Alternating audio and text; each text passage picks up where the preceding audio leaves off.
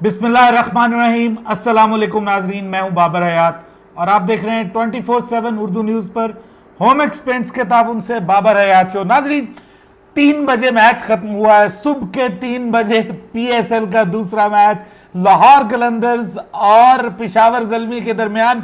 लेकिन इस वक्त तक जागना, आप कह सकते हैं कि ये वाकई लाहौर कलंदर्स के फैंस के लिए तो जनाब ये जागना सूदमंद साबित हुआ, क्योंकि लाहौर कलंदर्स ने एक और फतह अपने नाम की है और इस फतह के साथ अब उन्होंने टॉप 4 में आने के लिए, बल्कि टॉप पे आने के लिए अपनी पोजीशन को मजीद मुस्तहकम कर लिया है। सो अब ये काफी हद तक श्योर है कि अब आप लाहौर कलंदर्स को टॉप 4 में जरूर देखेंगे।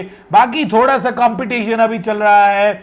इस मैच में एक हिस्ट्री क्रिएट हुई है और वो हिस्ट्री क्रिएट की है राशिद खान ने। एक रिकॉर्ड बनाया है आज के इस मैच में। वो क्या है और लाहौर कलंदर्स को आज जितवाने वाले कौन थे, और उस पर भी बात करेंगे। और बात करेंगे एक एक्स्ट्राऑर्डिनरी इनिंग्स आज हमें ऑस्ट्रेलिया के शाहिद आफरीदी की जानिब से देखने को मिली है, और फिर एक और जबरदस्त इनिंग्स हमें शुएब मलिक की जानिब से देखने को मिली है।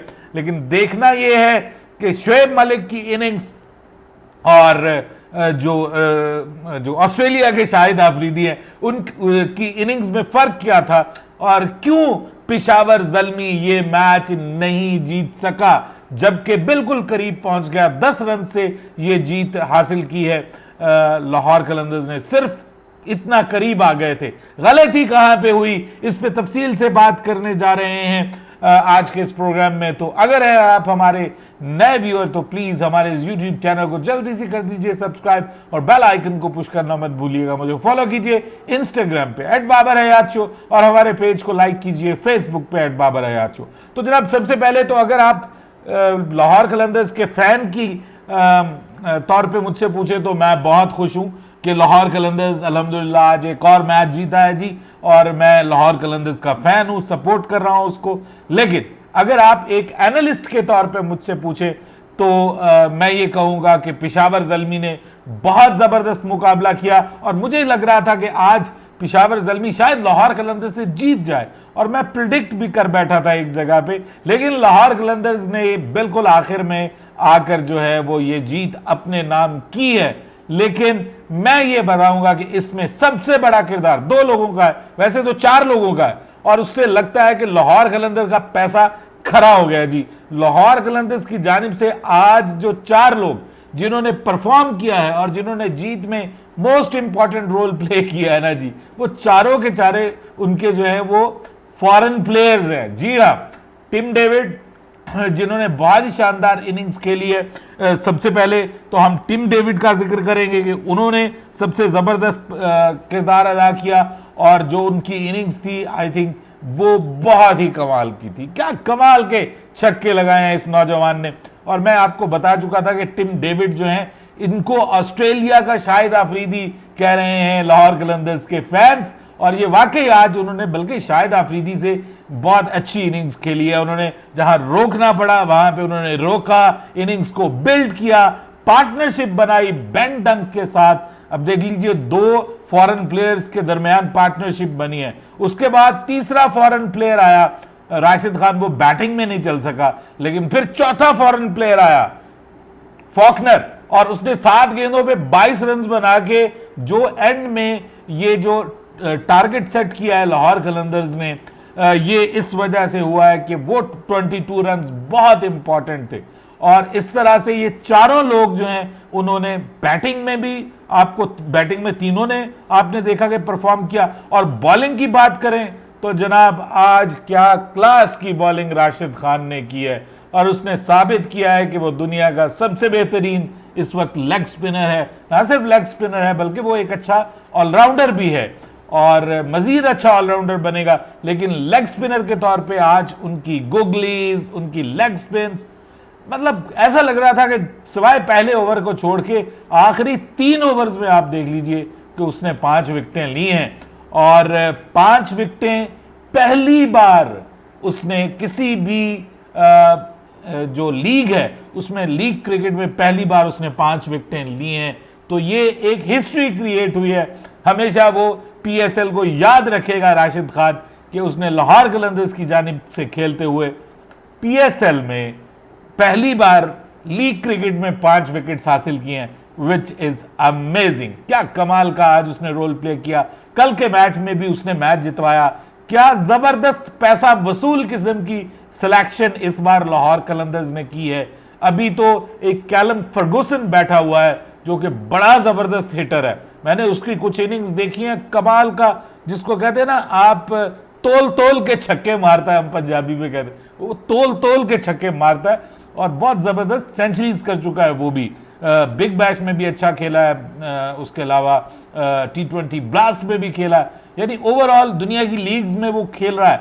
तो क्या कमाल की इस बार पिक की है लाहौर कलंदर्स ने। और राशिद खान, मैं आपको बता रहा था कि राशिद खान जो है जनाब, क्योंकि यूएई की कंडीशंस बैटिंग को बहुत सपोर्ट करती हैं, तो राशिद खान जो है वो बेस्ट चॉइस है। डिसअपॉइंट किया पाकिस्तानी पिक्स ने। फखर जमान अगेन डिसअपॉइंटिंग रहे, दूसरी बार नाकाम हुए। उसके बाद सुहेल अख्तर भी आज के मैच में नाकाम हो गए। मोहम्मद फैजान फिर खेला, मुझे कल के मैच में समझ नहीं आई थी उसको खिलाने की, आज के मैच में आपने उसको फिर खिला दिया। मुझे तो लगता है कि वो टेस्ट मैचेस खेलने वाला प्लेयर है, तो आप उसको कहां ले आए हैं सर, आकिब जावेद साहब और अपने राणा साहब। उसको किसी और तरह से यूटिलाइज करें। जरूरी नहीं है कि आपने जिस खिलाड़ी के ऊपर मेहनत की है हर खिलाड़ी उतना ही टैलेंटेड हो, जितना हारिस रऊफ है या जितना शाहीन शाह अफरीदी है। तो इसलिए मेरे ख्याल में ये उनका अब आखिरी मैच होना चाहिए और जीशान अशरफ या आगा सलमान दोनों में से कोई ना कोई टीम में आ जाना चाहिए। और क्योंकि मुझे तो ये बिल्कुल समझ में नहीं आया। उसके बाद आप देखें टॉप 3 आपके बैट्समैन जब परफॉर्म नहीं करेंगे तो फिर आप क्या कर सकते हैं, फिर आपके लिए प्रॉब्लम है। सोहेल अख्तर खुद नहीं आज चल सके, कल के मैच में बहरहाल उसने अच्छी इनिंग्स खेली थी।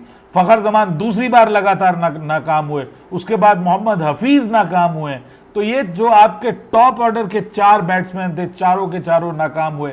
आपके बॉलर्स ने भी आज, पाकिस्तानी बॉलर्स ने कोई बहुत एक्स्ट्रा ऑर्डिनरी बॉलिंग नहीं की, उनको मार पड़ी है। और उमैद आसिफ तो आखिर में कलेजों को मुंह पे ले आए थे और ऐसा लग रहा था कि ये शायद बॉलिंग जो है लाहौर कलंदर्स की कहीं इनके गले में नहीं पड़ जाए। आखिरी 3 गेंदों पे 3 छक्के चाहिए थे और 1 छक्का उमैद आसिफ ने मार दिया था।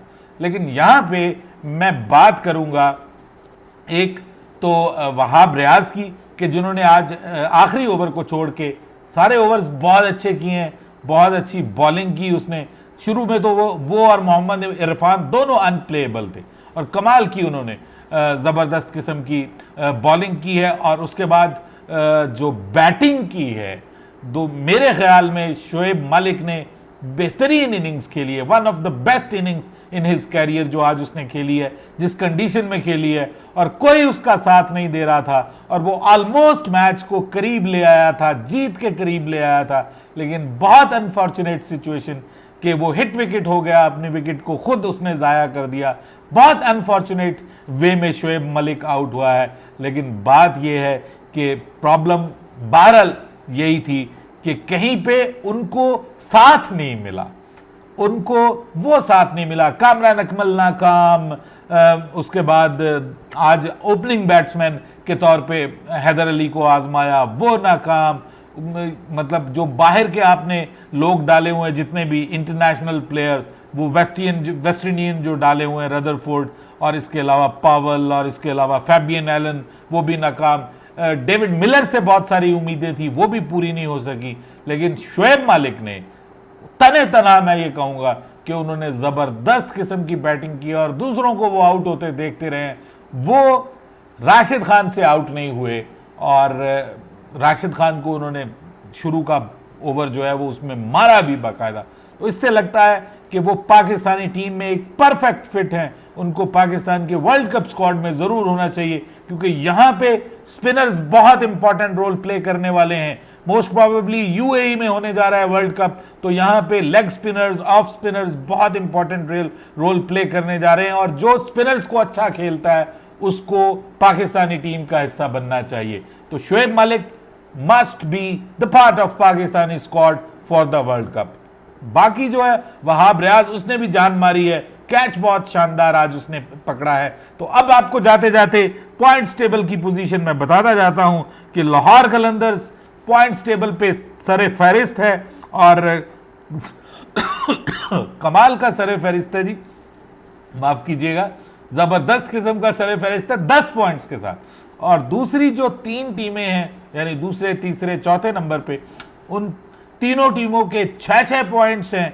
और अगर हम बात करें जो लास्ट जो 5वीं पोजीशन पे, अब आज जो है वो मुल्तान सुल्तान आ गया है 4 पॉइंट्स के साथ, और कोयटा ग्लैडिएटर्स बिल्कुल आखिरी पोजीशन पे मौजूद है। अब कोयटा ग्लैडिएटर्स के लिए आज यानी जुमा को जो मैच होने जा रहा है वो कोयटा ग्लैडिएटर्स के लिए डू एंड डाई है, वो जीतेंगे तो आगे जाएंगे, नहीं तो वो बाहर हो जाएंगे आज टूर्नामेंट से।